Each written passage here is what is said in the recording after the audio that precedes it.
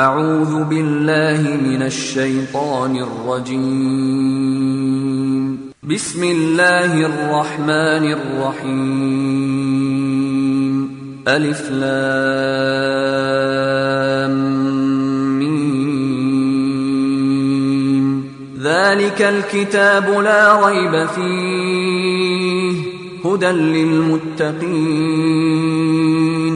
الذين يؤمنون بالغيب ويقيمون الصلاة ومما رزقناهم ينفقون والذين يؤمنون بما أنزل إليك وما أنزل من قبلك وبالآخرة هم يوقنون. ان الحمد لله نحمده ونستعينه ونستغفره ونعوذ بالله من شرور انفسنا ومن سيئات اعمالنا من يهده الله فلا مضل له ومن يضلل فلا هادي له واشهد ان لا اله الا الله وحده لا شريك له واشهد ان محمدا عبده ورسوله.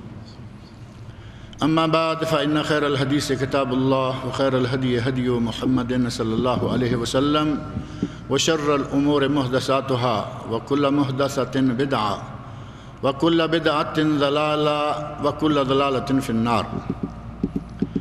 رب اشرح لي صدري ويسر لي أمري واحلل عقدة من لساني يفقهوا قولي. رب أعوذ بك من همزات الشياطين وأعوذ بك رب أن يحضرون. أعوذ بالله السميع العليم من الشيطان الرجيم. ان عدت الشهور عند الله 12 شهرا في كتاب الله يوم خلق السماوات والارض منها 4 حرم. ہر قسم کی تعریف و توصیف اور حمد و ثنا خالق کائنات مالک ارض و سما کے لیے ہے. وہ خالق و مالک جس نے ہمیں ان گنت نعمتوں سے نواز رکھا ہے اور اس کی ان بے شمار نعمتوں میں سے ایک عظیم نعمت وہ ہے جس کا تذکرہ ہمارے شیخ عبداللہ نے اپنے درس میں فرمایا ہے، اور وہ ہے اسلام. اللہ نے ہمیں اسلام جیسا دین دیا جس میں کوئی کمی، کوئی نقص، کوئی عیب نہیں ہے، بلکہ اس کے مکمل ہونے کی شہادت اللہ رب العزت نے خود آسمانوں سے نازل فرمائی. سورۃ المائدہ آیت 3 اللہ نے فرمایا الیوم اکملت لکم دینکم واتممت علیکم نعمتی ورضیت لکم الاسلام دینا.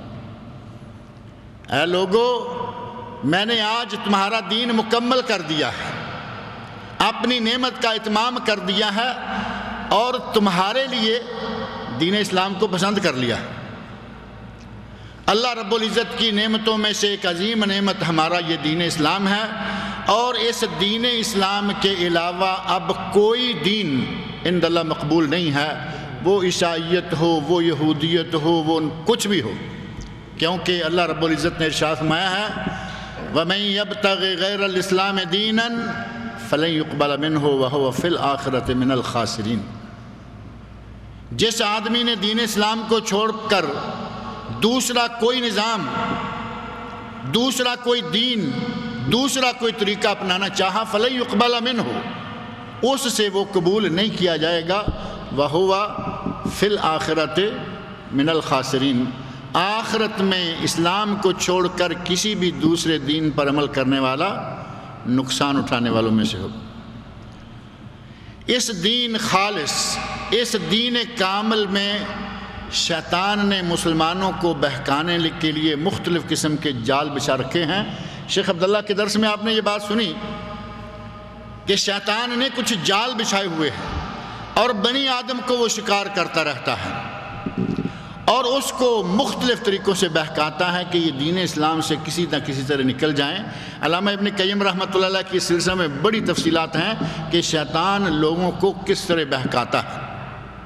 اوپر سے لے کر آہستہ آہستہ سب سے پہلا اس کا حملہ یہ ہوتا ہے کہ اس کو میں کفر میں لگا دوں، شرک میں مبتلا کر دوں.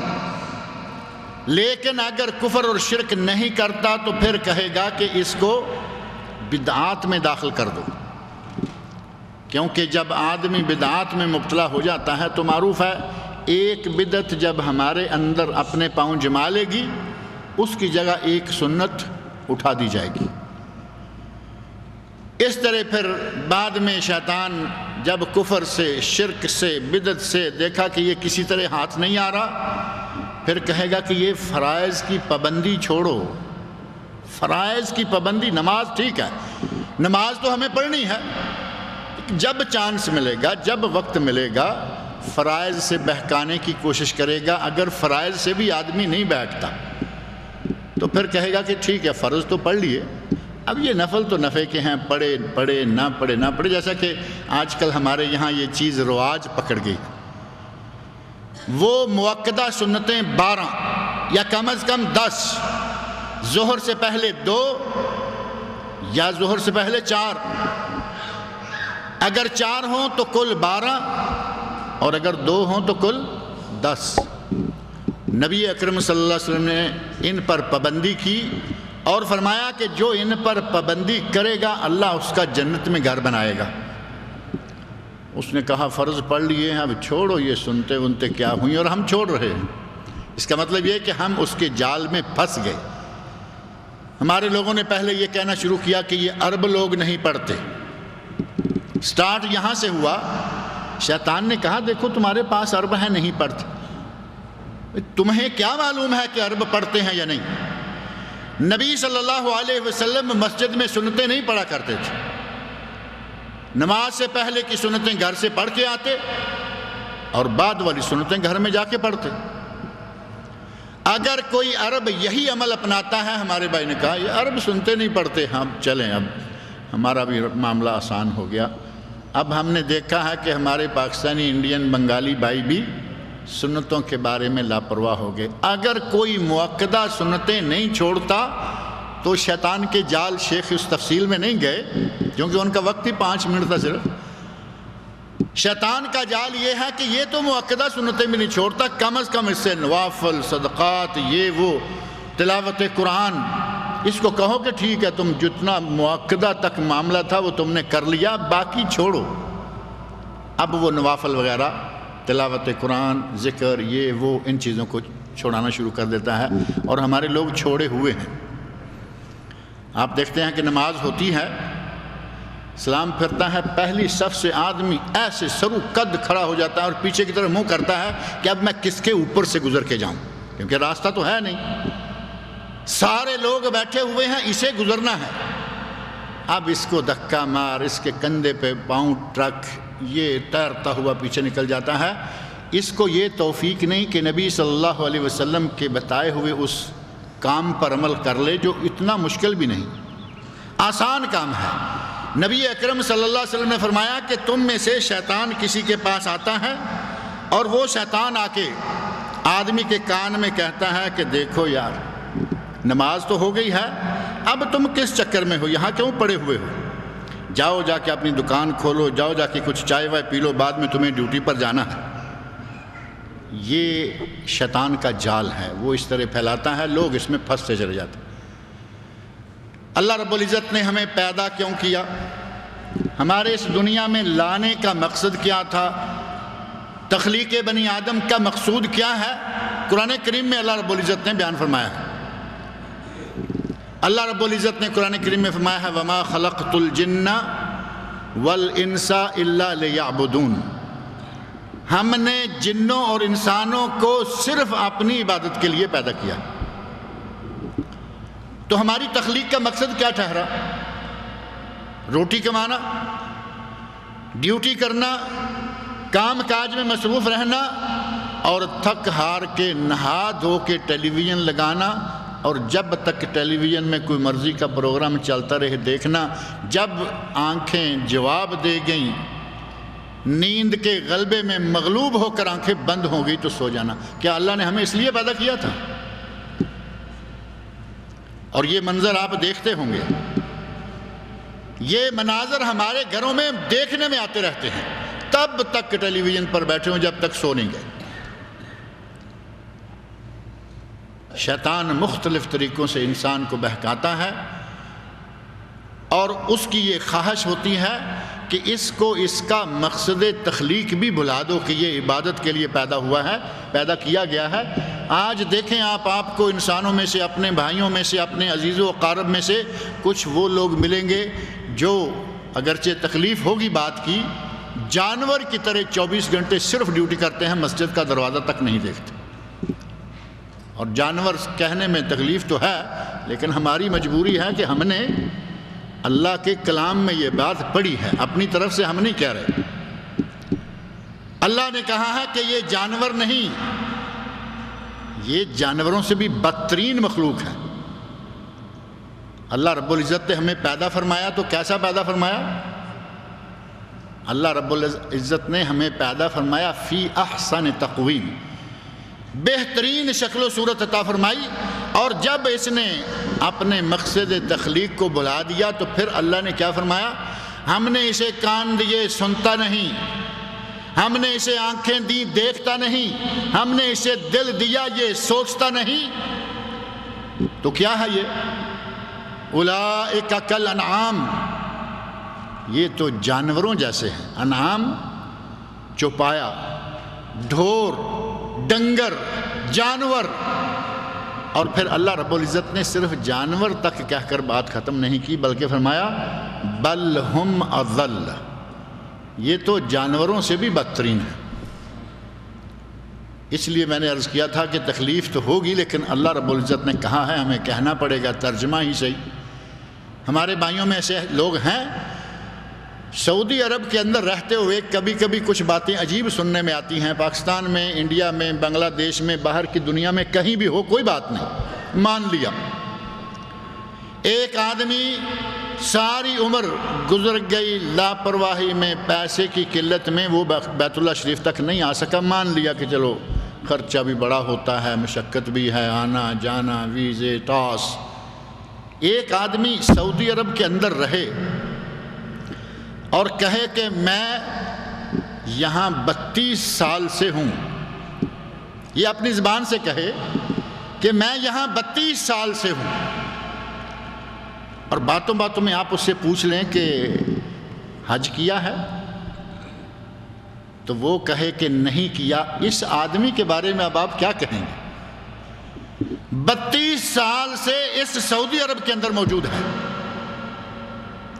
اگر کہیں ویزے کا معاملہ ہوتا، اگر کہیں قرعہ اندازی یا ٹاس کا معاملہ ہوتا، اگر کہیں لمبے چوڑے خرچے کا معاملہ ہوتا، مان لیتے ٹھیک ہے۔ شیطان نے ایسا بہکایا ہوا ہے، ایسا جال پھینکا ہوا ہے کہ اس میں پھنسے ہوئے ہیں اپنا مقصد تخلیق، کہ ہم نے انسان کو کس لیے بنایا؟ وما خلقت الجن والانس الا لیعبدون، ہم نے انسان کو عبادت کے لیے بنایا۔ اس کا مقصد تخلیق بلایا، ایک آدمی عبادت میں جٹ گیا، کہا کہ نہیں بھائی مجھے تو کچھ نہ کچھ کرنا ہی ہے۔ اب اس کو عبادت کے نام سے اتنے نئے نئے طریقے بتائے گا کہ جن کا عبادت کے کھاتے میں ذکر بھی نہیں ملتا، نہ قرآن کریم میں ملے گا، نہ نبی صلی اللہ علیہ وسلم کے ارشادات میں، احادیث میں ملے گا، کہیں نہیں، لیکن بڑے زور شور سے اس پر عمل ہو رہا ہے۔ اس نے کہا کہ اگر اس طرح نہیں پھنستے تو ان کو اس طرح پھنساؤ، یہ عبادت کا شوقین ہے، اسے ان عبادتوں میں لگا دو جو کہ اصلاً عبادت نہیں ہے۔ اور آپ دیکھیں گے کہ ہمارا مسلمانوں کا معاشرہ سعودی عرب کے اندر ہو، خلیجی ممالک میں ہو، عرب ممالک میں ہو، ممالک اسلامیہ میں ہو، پورے عالم کے ملکوں میں مسلمانوں کا معاشرہ جہاں کہیں بھی ہے، آج بدعتوں سے گھرا ہوا ہے۔ نمازوں میں بدعتیں، روزے میں بدعتیں، صدقات میں بدعتیں، خیرات میں بدعتیں، حج میں بدعتیں، عمرہ میں بدعتیں، کوئی جگہ خالی نہیں۔ شیطان نے کہا چلے یہ تو یہ صحیح، یہ نماز نہیں چھوڑتا، اس کو کچھ ایسی نمازیں سکھاؤ کہ یہ وہ پڑھا کرے۔ یہ روزہ نہیں چھوڑتا، اس کو کچھ ایسے روزے سکھاؤ کہ یہ وہ اصلی روزے تو رکھے لیکن ساتھ ہی یہ بھی رکھے۔ یہ مہینے بڑے برکت والے ہیں۔ رجب کا مہینہ آپ جانتے ہیں نا، حرمت والا مہینہ ہے، سورہ توبہ آیت 36 اللہ رب العزت نے فرمایا ان عدت الشہور عند اللہ 12 شہرا فی کتاب اللہ یوم خلق السماوات والارض منہا 4 حرم. یہ قرآن کریم سورہ توبہ آیت 36 صحیح بخاری اور صحیح مسلم میں نبی اکرم صلی اللہ علیہ وسلم نے ان 4 مہینوں کی حد بندی فرما دی. فرمایا زمانہ گھوم گما کے اپنے اسی مقام پر چلا گیا جیسے کبھی تخلیق ارض و سما کے وقت تھا. اس وقت اللہ رب العزت نے 12 مہینے مقرر فرمائے تھے اور ان 12 مہینوں میں سے 4 مہینے حرمت والے ہیں. منہا 4 حرم 3 متوالیات، 3 مہینے مسلسل ہیں، مسلسل آ جائیں گے. ذوالقعدہ، ذوالحجہ، محرم، 3 مہینے اکٹھے ہیں، مسلسل ہیں. اور چوتھا فرمایا ورجب مضر الذی بین جمادی و شعبان، اور چوتھا حرمت والا مہینہ ماہ رجب ہے جو کہ جمادی الثانی اور شعبان کے درمیان کا مہینہ ہے. یہ وہی ہے نا، جمادی الثانی 6واں مہینہ گزر گیا، شعبان 8واں مہینہ باقی ہے، ان کے درمیان یہ 7واں مہینہ رجب کا ہے. اور 9واں مہینہ کون سا ہوتا ہے؟ دیکھو نا، اتنا ہمارا حافظہ کام کر رہا ہے، بارک اللہ فیکم. ہمارا حافظہ اتنا تیز ہے کہ اگر ابھی کسی گانے کی ٹیون صرف بج جائے، یہاں ہمارے کچھ عجیب بھائی ایسے بھی ہیں کہ اپنے موبائلز میں اتنی گندی ٹیونز رکھی ہوئی ہیں، رنگ پر مسجدوں میں بج جاتی ہیں، جامع مساجد میں، حتیٰ کہ حرم شریف میں. ذرا ٹیون بجائیے اور بند کر دیجئے، پوچھئے بھائی یہ کون سا گانا تھا، وہ فوراً بتا دے گا گانا کیا. وہاں کوئی لیٹ نہیں، کوئی تاخیر نہیں. اور یکدم مسلمان کو کہو کہ عربی کا 9واں مہینہ کون سا ہے، تو پھر شروع کریں گے محرم سفر. کبھی نہ کبھی تو نامے میں جائیں گے ہی نا، تو وہ جا کے رمضان نکل. ہم اپنا تشخص، اپنی آئیڈینٹی، اپنی شخصیت کو بھولتے جا رہے ہیں. نہ کیلنڈر اپنا، نہ شکل اپنی، نہ لباس اپنا، ہر چیز غیروں سے. اور غیروں کی آئی ہوئی ہر چیز کو ہم بڑی خوشی کے ساتھ پسند کر لیتے ہیں. آپ دیکھیں عیسائیوں سے برتھ ڈے آیا، ہم کر رہے ہیں یا نہیں؟ اپنے بچوں کا برتھ ڈے بڑے شوق سے منایا جاتا ہے. پہلے سے موم بتیاں اکٹھی کرنا شروع کر دیتے ہیں کہ برتھ ڈے قریب آ رہا ہے، تیاریاں ہو رہی ہیں، دعوتیں دی جا رہی ہیں، کارڈ بٹ رہے ہیں. شرم تم کو مگر نہیں آتی؟ عیسائیوں سے ایک کام آیا اور تم اتنے مقدس سمجھ کر اسے اپنائے چلے جا رہے ہو. اور صرف یہ برتھ ڈے ہی ہوتا تو کوئی بات نہیں، ادھر سے آئی ہوئی ہر چیز. میں نے عرض کیا کہ شکل میں یہود و ہنود، لباس و پوشاک میں یہود و ہنود، کھانے پینے کے انداز میں کہاں مسلمانی ہماری. کھائیں گے بھی تو یہاں سے ڈالا پلیٹ میں لیا ہوا ہے، گھومتے گھامتے چرتے چراتے کون آتا ہے؟ نام رکھا ہے بفے سسٹم. بفے سسٹم، اور میں کہا کرتا ہوں یہ بفیلو سسٹم ہے، بفے سسٹم نہیں، بفیلو. بفلو جانتے ہیں نا، بھینس. یہ گائے بھینس والا سسٹم ہے. چلتے پھرتے اٹھتے بیٹھتے کچھ نہ کچھ کرتے جانا، کھاتے اور پیتے جانا. یہ بھی انگریزوں سے آیا، کافروں سے آیا، ہم نے قبول کر لیا. برتھ ڈے کافروں سے آیا، ہم نے قبول کر لیا. لباس ان کے، پوشاک ان کی، انداز ان کے، شکل عقل سب چیزیں بن. اور کچھ لوگ وہ ہیں جن کا حملہ ہم پہ بڑا ہی خطرناک طریقے سے ہوتا ہے، کیونکہ وہ ہمارے اندر ہے. کچھ لوگ وہ ہیں جو ہمارے اندر ہیں. اب ظاہر ہے کہ جس آدمی کا ہمیں معلوم ہے کہ یہ درمیان میں بارڈر ہے، بارڈر کراس کرنے کے لیے اسے 1000 بار سوچنا پڑے گا. اس کا تو ہم بھی کچھ نہ کچھ سوچ کے بیٹھے ہوتے ہیں کہ بھائی اگر کہیں یہ حملہ آور ہوا تو ہم جواب دیں گے. بلکہ ہمارے سیاستدان تو کہتے ہیں ہم منہ توڑ جواب دیں. اور جو اندر موجود ہو، اپنے گھر میں ہو، اپنے محلے میں ہو، ہمارے جیسا نام ہو، ہمارے جیسی شکل ہو، اب اس کا کیا کریں گے؟ انہوں نے جو کچھ کیا سو کیا، انہوں نے مسلمانوں میں بھی وہ ڈال دیا۔ اب چونکہ وہ ہماری طرح کے ہیں، نام ہمارے جیسے، کہلواتے بھی مسلمان ہیں کہ ہم مسلمان ہیں، بلکہ صحیح معنوں میں اگر کہا جائے تو وہ اپنے آپ کو صرف مسلمان سمجھتے ہیں، ہمیں مسلمان سمجھتے ہی نہیں۔ وہ کہیں گے کہ ہم مومن ہیں اور یہ سارے منافق ہیں۔ اور منافق کون ہوتا ہے؟ غیر مسلم۔ عقائد میں منافق غیر مسلم سے بھی بدترین ہے۔ عملی منافق الگ ہے، جھوٹ بولتا ہے، وعدہ خلافی، حدیث بڑی مشہور ہے نا، آیت المنافق ثلاث، منافق کی 3 نشانیاں ہیں: اذا حدث کذب، واذا وعد اخلف، واذا اؤتمن خان، واذا عاہد غدر، واذا خاصم فجر۔ یہ دوسری روایت میں 5 نشانیاں بنتی ہیں: وعدہ کرے وعدہ خلافی کرے، بولے تو جھوٹ بولے، امانت دیں تو خیانت کرے، عہد کرے تو معاہدہ شکنی کرے، اور بات چیت میں اگر گرما گرمی ہو جائے تو فوری طور پر لڑائی پر اتر آئے۔ یہ ہے منافق عملی۔ یہ اسلام سے خارج نہیں ہوتا، لیکن یہ فاسقوں اور فاجروں گناہ گاروں والے کام۔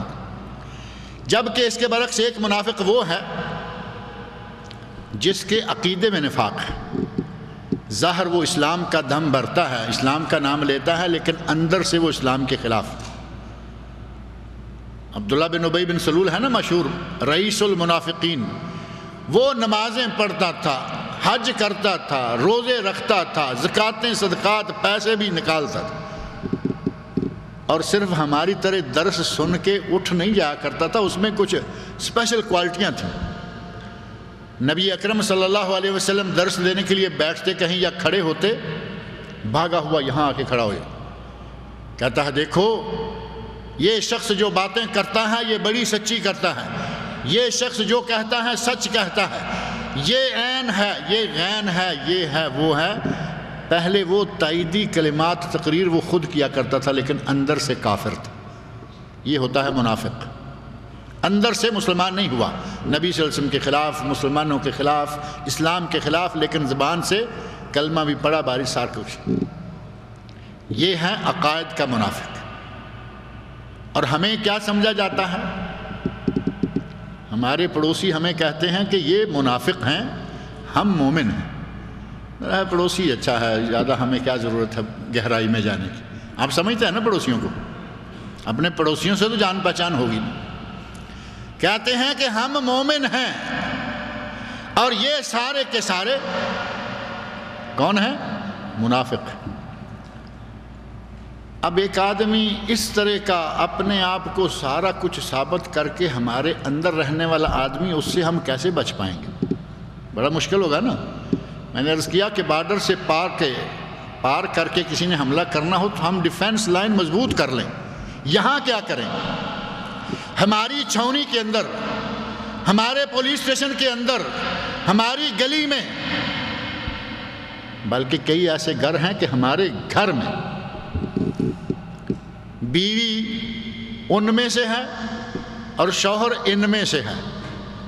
ہیں ایسے کہ نہیں؟ کہیں واسطہ پڑا، کہیں سنا ہے؟ بیوی ان میں سے، شوہر ان میں سے۔ سیاسی میدان میں تو سننا تھا، ہمارے پاکستان میں تو یہ معاملہ بہت چلتا ہے، بیوی پیپلز پارٹی میں، شوہر مسلم لیگ میں۔ سیاسی میدان میں تو یہ بہت ہے، بیوی ادھر سے وزیر ہے، شوہر ادھر ہے، ایک بھائی ادھر ہے، دوسرا ادھر ہے۔ ان لوگوں نے تو ایک مستقل اپنا ٹارگٹ رکھا ہوا ہے کہ مسلم لیگ جیتے تو بھی ہمارا وزیر آئے گا، پیپلز پارٹی جیتے تو بھی ہمارا وزیر آئے گا، ہمارا وزیر ہر حالت میں اس گھر سے ایک ہونا چاہیے۔ اور وہی حال اب دینی طور پر ہمارے بعض گھروں میں موجود ہے کہ بیوی ان میں سے، شوہر ان میں سے، شوہر ان میں سے، بیوی ان میں سے۔ کس طرح وہ لوگ گزارا بھی کر لیتے ہیں ایک چھت کے نیچے۔ بڑی کوفت ہوتی ہوگی اگر عورت ہماری طرف سے ہو اور شوہر کہیں پڑوسیوں کا ہو۔ اسلام نے، آپ غور فرمائیں کبھی ان آیات پر، اللہ رب العزت نے فرمایا کہ تمہارے لیے اہل کتاب کا کھانا اور ان کی عورتیں حلال ہیں۔ عیسائیوں کا، یہودیوں کا کھانا، ان کا ذبیحہ، اگر وہ عیسائیت یہودیت پر قائم ہے، کمیونسٹ بے خدا نہیں ہو گئے، تو ان کا ذبیحہ جائز ہے۔ ان کی لڑکی سے، بہو بیٹی سے نکاح کر سکتے ہیں، جائز ہے، بعد میں مسلمان ہوتی رہے، ساری عمر نہ ہو، شرعاً جائز ہے، قرآن نے جائز قرار دیا۔ حضرت عمر فاروق رضی اللہ عنہ کے زمانے میں ایک صحابی نے نصرانی عورت سے شادی کر لی، مصر کے گورنر تھے۔ مصر میں آپ کو معلوم ہے نا، مصر میں حسن بھی بہت ہے، کہا جاتا ہے کہ مصر میں حسن بہت ہے، دنیا کے حسین ترین آدمی، نبی اکرم صلی اللہ علیہ وسلم کے بعد دنیا کے حسین ترین آدمی مصری تھے نا۔ کون تھے؟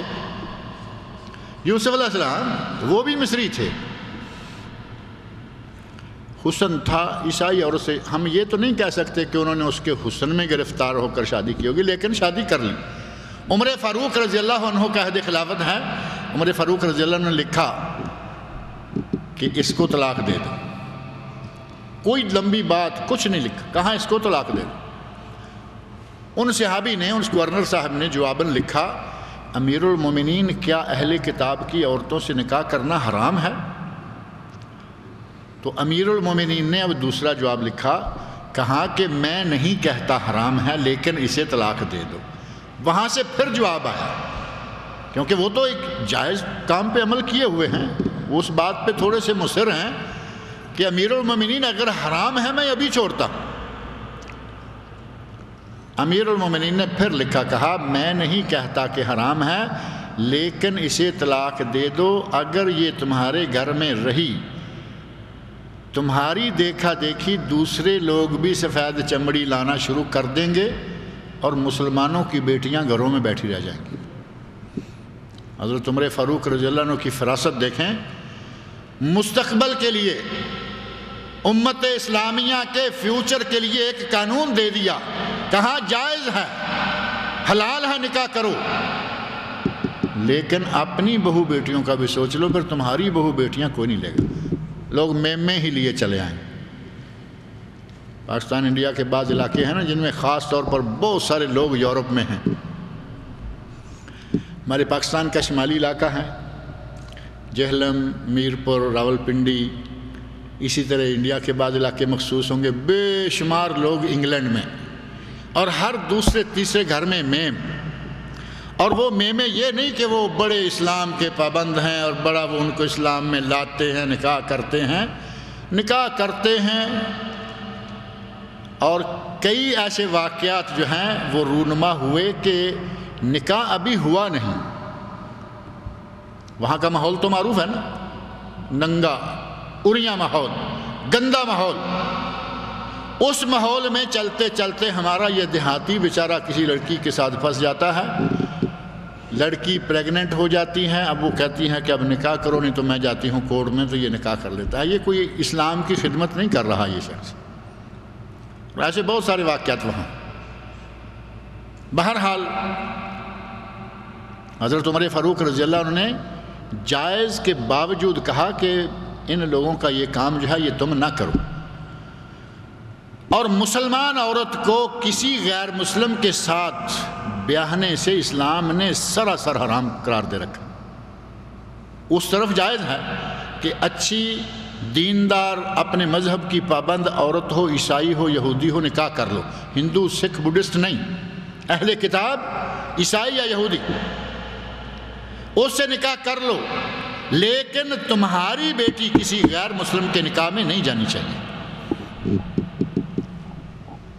انڈیا میں اب یہ بھی فتنہ بڑا پھیلا ہوا ہے، انڈیا کا نام تقریباً میں نے لیا ہے، ورنہ یہ عام ہے انڈیا میں، یورپ میں، ہو سکتا ہے کہ پاکستان میں بھی کچھ ایسے واقعات، لیکن انڈیا کا چونکہ ماحول کچھ ایسا ہے کہ ہندو اکثریت میں ہیں، ہندو غالب ہیں، ہندو حاکم ہیں، اور وہاں مسلمان لڑکیوں نے ہندوؤں سے، سکھوں سے شادیاں کرنا شروع کر رکھی ہیں۔ بہت ساری واقعات، بہت ساری مثالیں آپ کے سامنے موجود ہیں، لیکن اسلام نے اس کو حرام قرار دے رکھا ہے۔ کیوں؟ میں یہ نقطہ اپنے اس پڑوسی کے کھاتے میں لانا چاہتا تھا۔ کیوں حرام قرار دیا؟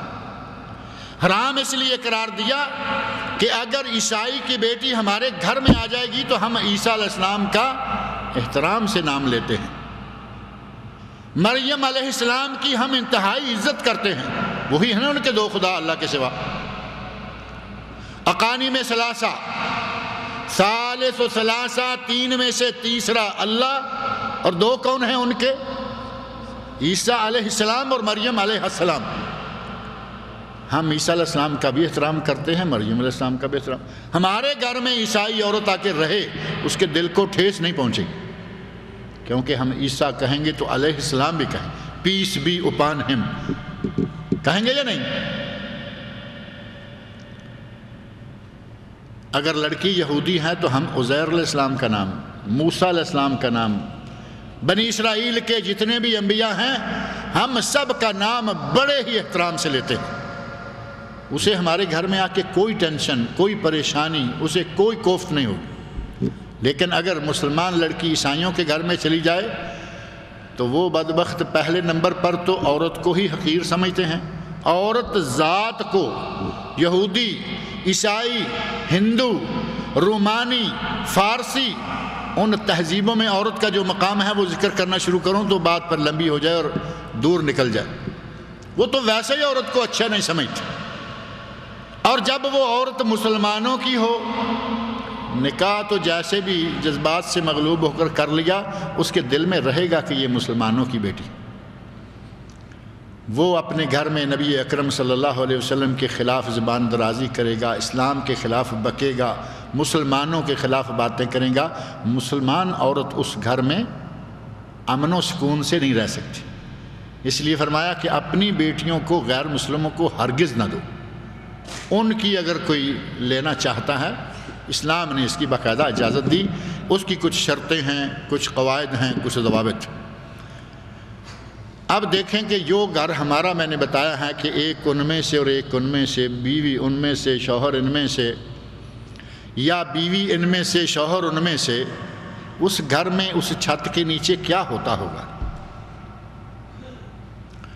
ایک 10 تاریخ کو ماتم کرنے جا رہا ہے، دوسرا 10 تاریخ کو روزہ رکھ کے بیٹھا ہوا ہے۔ جو ماتم کرنے جا رہا ہے وہ ساتھ ہی باہر دروازے پر سبیل بھی لگائے ہوئے ہیں، دودھ کی، پانی کی، سکنجبین کی، آج کل تو بڑے اچھے اچھے عصیر جوس نکل آئے ہیں، جوسوں کی ڈھیر لگے ہوئے ہیں، فری میں آؤ پیو۔ اور وہ نہاری یا کیا ہوتی ہے جو ان دنوں میں بڑی خاص پکائی جاتی ہے، نہیں، ایک کھانا بڑا مشہور ہے کراچی وغیرہ میں، وہ گوشت گلا کے نا، کھچڑا ہے، چڑا ہے، نہاری کی ٹائپ کی چیز ہے، نام اصل میرے ذہن میں نہیں آ رہا۔ حلیم، حلیم بھائی کا تجربہ صحیح ہے۔ حلیم کے لیے 10 تاریخ کی حلیم کے لیے پہلے سے چندے اکٹھے ہو رہے ہیں، یہ ہو رہا ہے، وہ ہو رہا ہے، 10 تاریخ کو حلیم ہوگی۔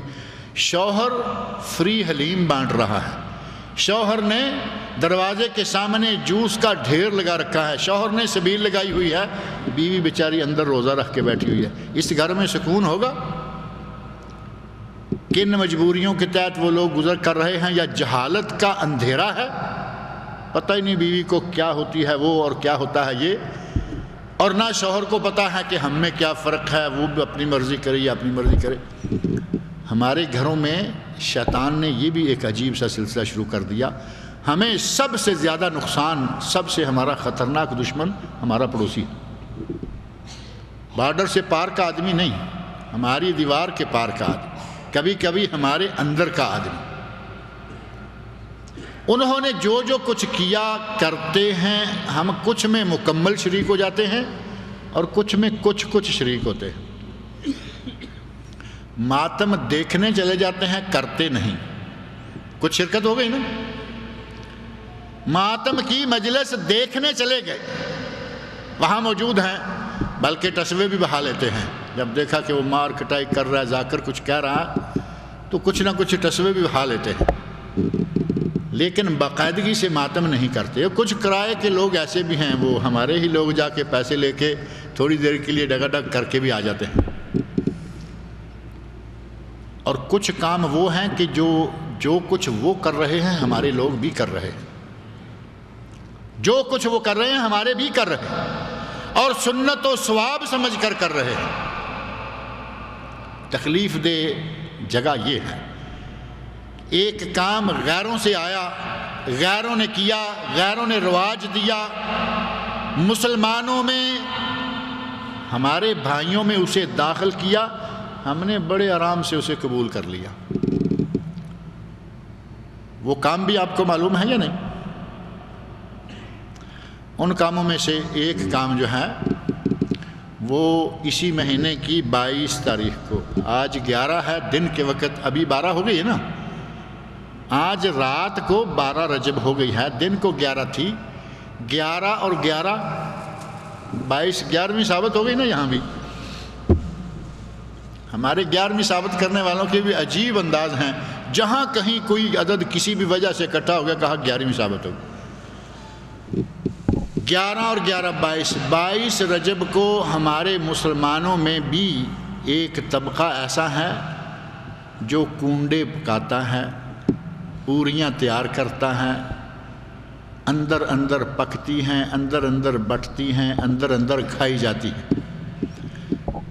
یہ تو آپ کے علم میں ہے نا. اور یہ چیزیں کب شروع ہوئیں؟ یہ ابھی چند سال پہلے 1911, ابھی 2011 ہو گیا, 100 سال کل ہوا ہے.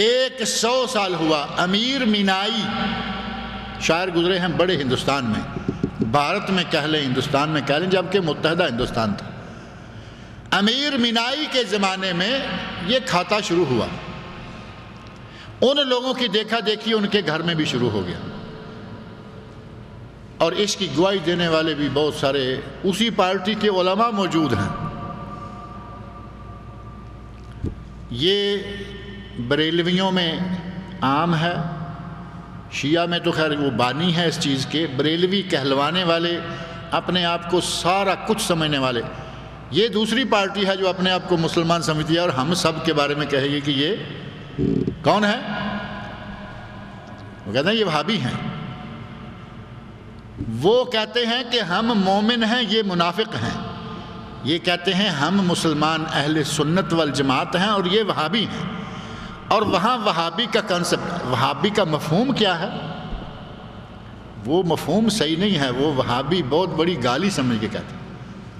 بلکہ بعض جگہ ایسا ہوا, شارجہ میں ہمارے دوست اللہ رب العزت ان کی مغفرت کرے, شیخ عبداللہ قادر بخش سلفی, کوٹ ادو پاکستان میں بہت سارے دینی اداروں کے بانی اور بہت ساری خدمات ہیں, اللہ رب العزت ان کی آخرت کو منور فرمائے.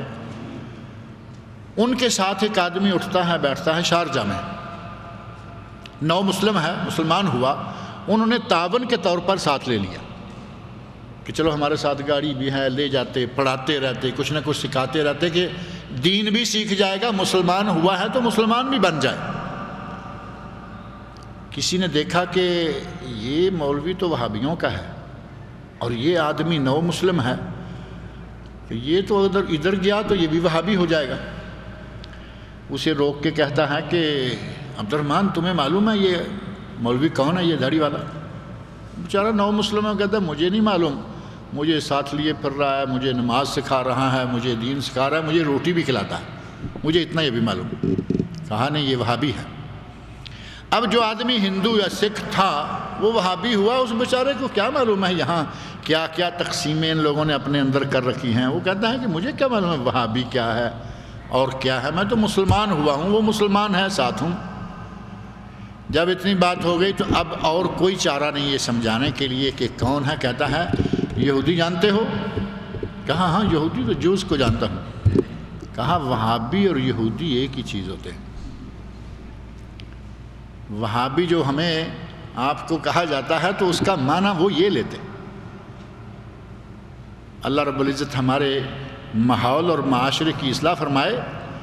وہاں اتنی چیزیں آ چکی ہیں کہ اپنے آپ کو سارا کچھ ماننے والے، کتاب اللہ سنت رسول پر عمل کرنے والوں کو وہابی یا غیر مسلم کہنے کی کیا بات ہے، بڑے بڑوں نے مانا. آپ کے شاید علم میں نہیں ہوگا کہ پاکستان بر صغیر میں حنفی شافعی ٹکر ہوتی ہے.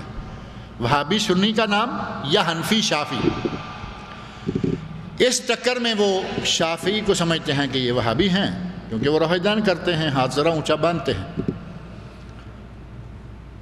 مولویوں کی کتابوں میں لکھا ہوا ہے کہ اگر لڑکی شافعی ہو، لڑکا حنفی ہو، بلکہ اس کے الٹ پہلے دیکھ لیں، اگر لڑکی حنفی ہو لڑکا شافعی ہو تو ان کا نکاح نہیں ہوتا. اگر لڑکی حنفی لڑکا شافعی نکاح نہیں ہوتا. اور کہتے ہیں کہ اگر لڑکی شافعی ہو اور لڑکا حنفی ہو تو نکاح ہو جاتا. انزالاً علی اہل الکتاب، جس طرح عیسائیوں اور یہودیوں کی لڑکیوں سے نکاح ہو جاتا ہے وہابیوں کی لڑکیوں سے بھی ہو جاتا ہے.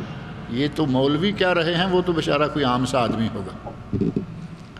مولویوں میں اتنی گھٹیا سوچ داخل ہو چکی ہے، اور یہ آن دی ریکارڈ ان کی کتابوں میں باتیں موجود ہیں. یہ نہیں کہ کوئی ہوائی بات کہہ رہا. اپنے آپ کو سارا کچھ سمجھنے والے ابھی 22 تاریخ کو کیا کیا کچھ کریں گے وہ آپ بھی دیکھیں گے، ہم بھی دیکھیں گے. 22 تاریخ کو اس اول تو پورے رجب کو ہی انہوں نے ایک عجیب سا رنگ دیکھا. آج کل آپ مکہ جائیے آپ کو بڑا حج عمرہ نظر آئے گا.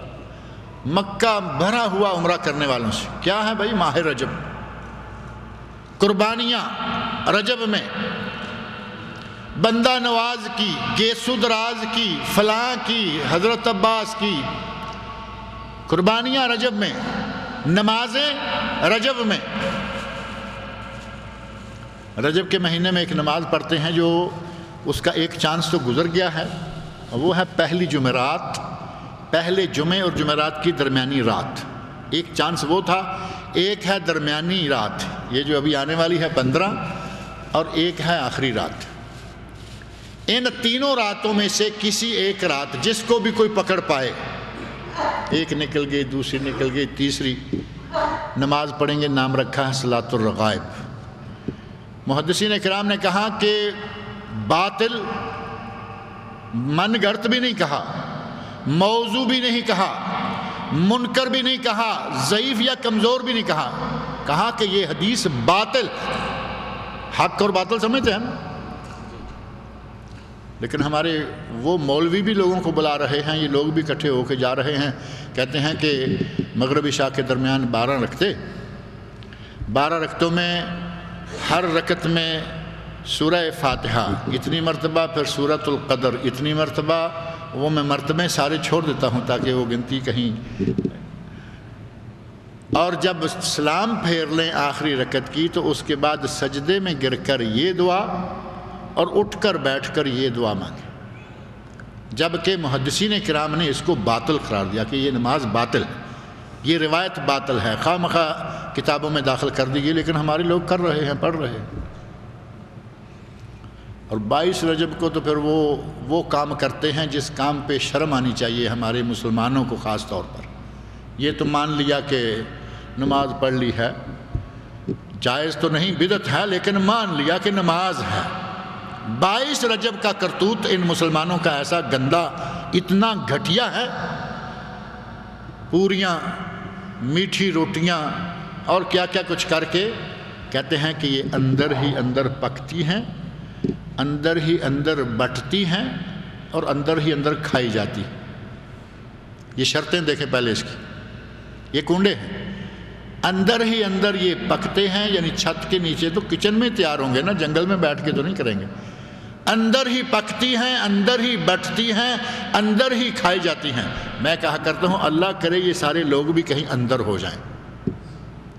جان چھوٹے ان بدعات سے اور ان بدعتیوں سے، لیکن وہ اپنے دین و ایمان کا کنڈا کرنے پہ جٹے ہوئے ہیں۔ اب دیکھنا یہ ہے کہ ہر کام کا کوئی نہ کوئی پیچھے سبب ہوتا ہے، کوئی وجہ ہوتی ہے۔ اس کی وجہ کیا ہے؟ ایک تو کسی لکڑہارے کی کہانی بڑی لمبی چوڑی ہے، وہ کہانی میں بیان نہیں کرتا کیونکہ وقت کافی ہو گیا ہے۔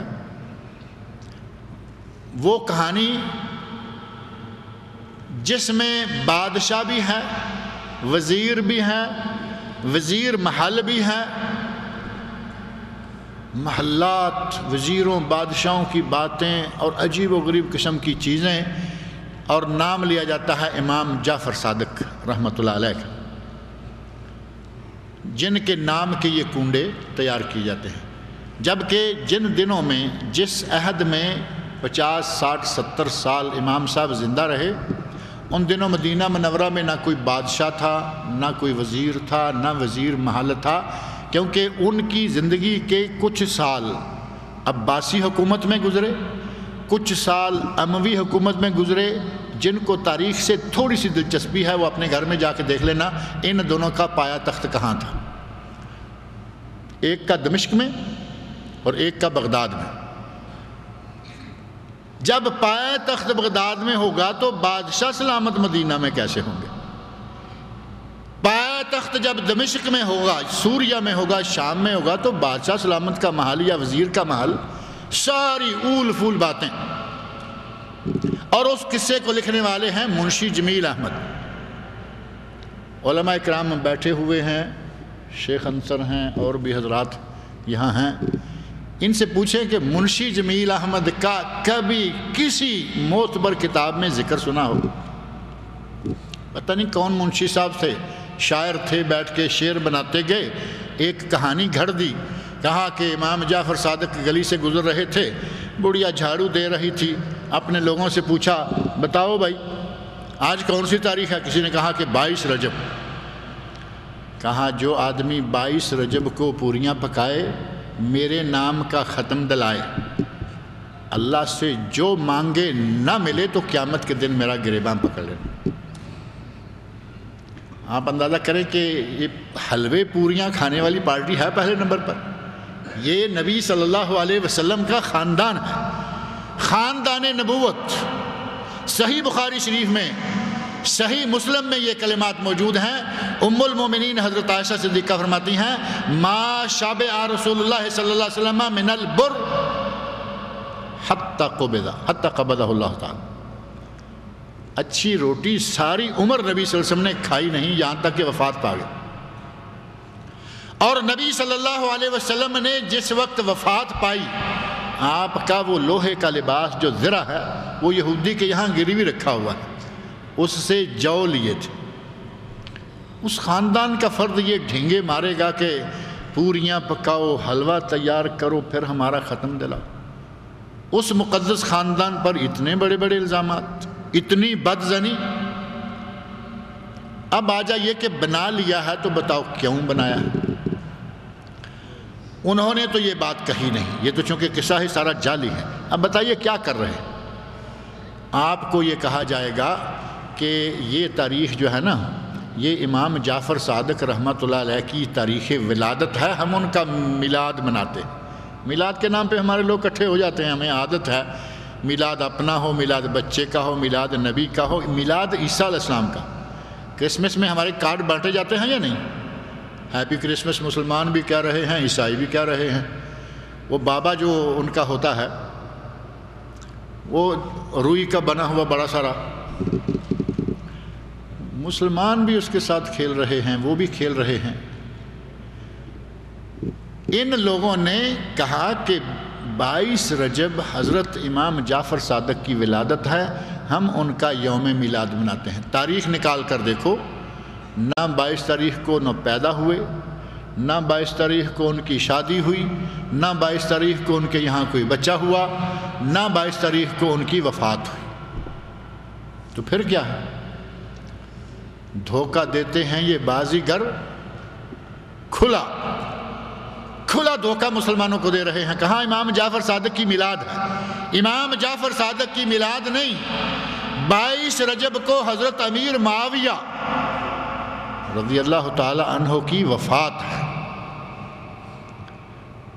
وہ امیر معاویہ رضی اللہ عنہ جو ان کو آج تک کھٹکتے آ رہے ہیں۔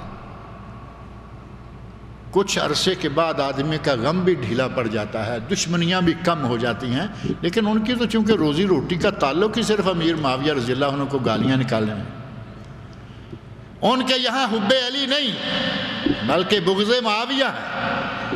اس بغض معاویہ کا ایک مظاہرہ ہمارے ان کنڈوں میں ہے۔ اس دن اب مٹھائیاں کہیں گے تو وہ بات نہیں بنے گی، کہا کہ پوریاں، میٹھی پوریاں پکاؤ، وہ بانٹو، امام جعفر صادق کے نام کا ختم دلاؤ، یہ ہو جائے گا اور وہ جائے گا، جبکہ وہ اندر سے اپنی بھڑاس نکال رہے ہیں کہ اس دن حضرت امیر معاویہ فوت ہوئے تھے، ان کی وفات پر جشن منایا جاتا ہے۔ مسلمانوں کو ذرا بھی شرم نہیں آتی کہ کس بات میں کن کے پیچھے لگے ہوئے ہیں۔ اپنی دنیا کمانے کے لیے ساری دنیا کے کونے کونے میں ہم دھکے کھاتے پھرتے ہیں، اتنی توفیق نہیں پڑتی کہ امام جعفر صادق کی زندگی کے تھوڑے سے چند صفحے ہی پڑھ لیں کہ وہ پیدا کب ہوئے، فوت کب ہوئے، شادی کب ہوئی، نہیں، بس آیا چونکہ اس میں پوریاں ہوتی ہیں، حلوہ ہوتا ہے، کھانے کی چیزیں ہوتی ہیں، ہمیں کیا ضرورت ہے پھولا پھالی کرنے کی، ٹھیک ہے آنے دو۔ وہ میٹھا میٹھا ہپ والی بات کہ یہ بھی تو میٹھا ہے، اس کو بھی آنے۔ امیر معاویہ رضی اللہ عنہ وہ صحابی جو نبی صلی اللہ علیہ وسلم سے بہت ساری نسبتیں رکھتے ہیں، ایک دو نہیں بہت ساری نسبتیں۔ نبی صلی اللہ علیہ وسلم کے سالہ صاحب، سالہ کتنی قریبی رشتہ داری ہے؟ ہمارے یہاں کہتے ہیں جی سالہ، ہمارے یہاں الٹا کہتے ہیں لیکن وہ مناسب نہیں ہے، سالہ سارے گھر والا، سالہ سارے گھر والا، اور وہ اس لیے کہ سالہ گھر میں آ جائے تو یا گھر میں بھانجیاں ہیں اس کی یا اس کی بہن ہے، کوئی پردہ نہیں، سارے گھر میں گھومے گا پھرے گا، کوئی بات، میں اس لیے سالہ سارے گھر والا کہتا ہوں۔ وہ دوسرا جو ہے وہ تو بدماشی ہے نا، وہ کوئی جملہ تھوڑا ہے جو کہتے ہیں سالی آدھے گھر والی، وہ اسلام کی سوچ کے منافی جملہ ہے۔ سالہ سارے گھر والا، ہمارے پنجابی میں مثال دیتے ہیں، کہتے ہیں کہ بچہ بھاگا ہوا آیا، آ کے کہتا ہے کہ اماں اماں ماموں آئے، تو اماں کہتی ہے بسم اللہ، بعد میں کہتا ہے اماں اماں پھوپھا بھی آ گئے یا چاچا بھی آ گئے، تو کہتی ہے یہ بھی مصیبت ساتھ ہی آنی تھی، ماموں آ گئے بسم اللہ، اور پھوپھا یا چچا آ گئے ہیں تو کہتے ہیں یہ مصیبت بھی ساتھ ہی آنی تھی۔ اب اگر تو معاملہ ہو کھانے کھلانے کا، تعلقات کا، نسبتوں کا، تو ٹھیک ہے، اس کی چونکہ بہن ہے اس کو بھائی جیسا تو کوئی نہیں ہوگا نا، اور پھر پردے کے معاملات میں بھی کافی اس میں گنجائش ہے، لیکن وہ ایسا ہوتا نہیں، ہمارے یہاں وہ ہوتا اور طرح سے، آگے یہ دیور ہے، یہ جیٹھ ہے، یہ فلاں ہے، یہ میری نند کا شوہر ہے، اسے دور پار کا ایسے پھینک دیتے ہیں وہ ماموں۔ نبی صلی اللہ علیہ وسلم کے سالہ صاحب امیر معاویہ رضی اللہ عنہ، اور بہن کون ہیں؟ ام حبیبہ رملہ بنت ابی سفیان، وہ ہیں رملہ ام حبیبہ بنت ابی سفیان، یہ ہیں معاویہ ابن ابی سفیان، سگی بہن نبی کے گھر میں ہے، نبی کے سالہ صاحب، اور جب سے اسلام لائے اپنے اسلام کو خوب سنبھال کر رکھا، نبی اکرم صلی اللہ علیہ وسلم سے بڑا پیار کیا، شام میں رہے، نبی سے اتنا پیار تھا، شام میں رہے اور حاکم ہیں، ایک صحابی کی شکل نبی صلی اللہ علیہ وسلم سے ملتی تھی، کئی صحابہ کی ملتی تھی، اس صحابی کا کبھی کبھی آنا جانا ہوتا امیر معاویہ رضی اللہ عنہ کے پاس، اور دیکھو اتفاق ہے کہ یہ کنڈے کرنے والوں کی کتاب میں یہ واقعہ لکھا ہوا ہے، یہ احمد رضا خان جو فاضل بریلوی ہیں، یہ ان کی کتاب کی بات ہے، انہوں نے یہ بات لکھی ہے کہ امیر معاویہ مسلمان ہوئے تو اچھے مسلمان ثابت ہوئے، عمر بھر مسلمان رہے، اچھے مسلمان رہے، نبی سے اتنا پیار تھا کہ وہ صحابی جب آتا تو اپنی جگہ پر سرو قد ہو جاتے، یہ الفاظ ہیں ان کے اپنی جگہ پر سرو قد ہو جاتے، یعنی کھڑے ہو جاتے احتراماً کہ نبی کی شباہت والا آدمی آ رہا، اتنا معزز، اتنا محترم، اتنا نبی کا محب۔ اور اسی اعلیٰ حضرت فاضل بریلوی کا ایک اور بھی واقعہ ہے۔ قاضی ایاز رحمۃ اللہ علیہ کی کتاب ہے الشفاء بحقوق المصطفیٰ، قاضی ایاز رحمۃ اللہ علیہ الشفاء۔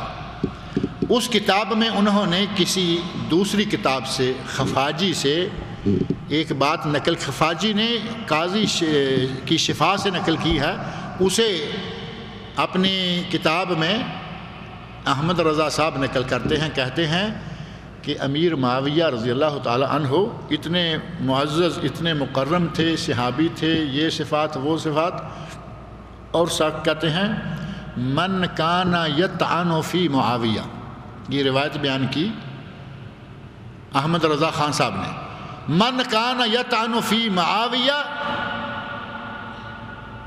ذالک کلب من کلاب الحاویہ، جو امیر معاویہ کی شخصیت میں طعن کرے، امیر معاویہ کی ذات پر کوئی الزام لگائے، وہ جہنم کے کتوں میں سے ایک کتا ہے۔ پیر و مرشد یہ باتیں نقل کر رہے ہیں، پیر و مرشد نہیں، بانی، پوری جماعت کے بانی۔ اس سے پہلے بریلویت نام کی کوئی چیز ہی نہیں تھی، احمد رضا خان صاحب سے یہ جماعت شروع ہوئی اور انہی کے نام سے آج بھی جی رہی ہے، اور ان کی باتیں سنو۔ وہ کہہ رہے ہیں جو امیر معاویہ کی ذات میں طعن کرے وہ جہنم کے کتوں میں سے کتا ہے، اور جو ان کی وفات پر جشن منائے اس کو کیا کہیں گے؟ اس سے بھی آگے بڑھے گی یا نہیں بات؟ صرف طعن نہیں کیا، ایک طعن پہ نہیں بات چھوڑی، بلکہ حلوے پوریاں جشن منائے۔ کہاں کی مسلمانی ہے ہمارے لوگوں میں؟ کس طرح کے مسلمان ہیں؟ مسلمان کہلاتے بھی نہیں تھکتے اور یہ حرکتیں کرتے بھی نہیں تھکتے۔ اسی طرح 22 رجب کو چراغاں، 15 شعبان کو چراغاں، 27 رجب کو شب معراج کے نام سے بڑی کاروائیاں، 15 شعبان کو شب قدر کے نام سے بڑی کاروائیاں۔ یہ ساری باتیں بڑی اہم ہیں، کرنے والی ہیں۔ اللہ کرے کہ میرے بعد جس کا درس ہو اس کو بشیر بھائی یہ موضوع دے دیں تاکہ یہ باقی کی چیزیں بھی آپ کے سامنے آ جائیں، کیونکہ ایک نشست میں یہ ساری باتیں نہیں کہی جا سکتی۔ اللہ سے دعا ہے کہ وہ مجھے اور آپ سب لوگوں کو پکا سچا مسلمان بنائے، کتاب اللہ اور سنت رسول پر عمل کرنے والا بنائے۔ اللہ تعالی ہمیں موحد بنائے، شرک سے محفوظ رکھے، بدعات سے اللہ تعالی ہم سب کو محفوظ رکھے۔ اللہ تعالیٰ کرے کہ ہمارا عین ایمان پر خاتمہ ہو، اور اللہ رب العزت ہم سب کو اسی طرح جنت میں اکٹھا فرمائے۔ وما علینا الا البلاغ المبین۔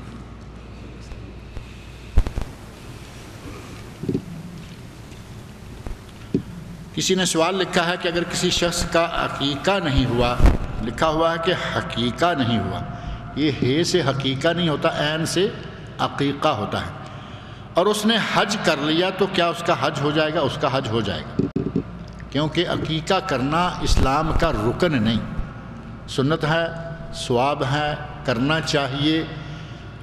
اور یہاں تک ہے کہ اگر کسی کا عقیقہ نہیں ہوا، پتہ چلا کہ ماں باپ ایسے ہی تھے، کوئی معلومات نہیں تھیں، علم نہیں، اللہ کی راہ میں اس نیت سے ذبح کرے کہ یا اللہ مجھے نہیں معلوم میرے ماں باپ کیے یا نہیں کیے، میں کر رہا ہوں۔ اور قرآن کی آیت پڑھ کر دم کر سکتے ہیں، اور پھر پانی کو پیا جا سکتا ہے یا اس کھانے کو کھایا جا سکتا ہے۔ نبی صلی اللہ علیہ وسلم کا اپنا عمل مبارک یہ ہے کہ آپ ڈائریکٹ دم کیا کرتے تھے۔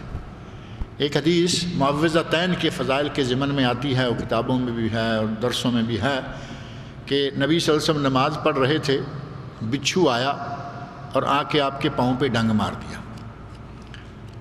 اب ہمارے نور من نور اللہ کہنے والے بتائیں، یہاں بچھو نے نبی صلی اللہ علیہ وسلم کے پاؤں پہ ڈنگ مار دیا۔ آپ نے فرمایا لعن اللہ الاقرب، اللہ بچھو پر لعنت کرے، لا یادع مصلیا ولا غیرہ، یہ نہ نمازی کو معاف کرتا ہے نہ بے نمازی کو، اور دوسری روایت میں ہے لا یادع نبیا ولا غیرہ، یہ اور کو تو کیا معاف کرے گا، یہ نبی کو بھی معاف نہیں کرتا، وہ تو بچھو ہے۔ نبی صلی اللہ علیہ وسلم نے پانی اور نمک منگوایا، جہاں پاؤں کی جس جگہ پر نبی پاک صلی اللہ علیہ وسلم کے پاؤں پہ اس نے ڈنگ مارا، اس جگہ پر آپ نمک والا پانی برتن سے لیتے جس میں نمک گھولا گیا تھا، اور اس جگہ پر ملتے اور پڑھ کر معوذتین پڑھ کر اس پر دم کرتے، اور دیکھتے ہی دیکھتے زہر ختم ہو گیا۔ ہمارے لیے بھی بہترین نسخہ ہے، یہ ہے صیدلیہ ربانیہ، الہی فارمیسی۔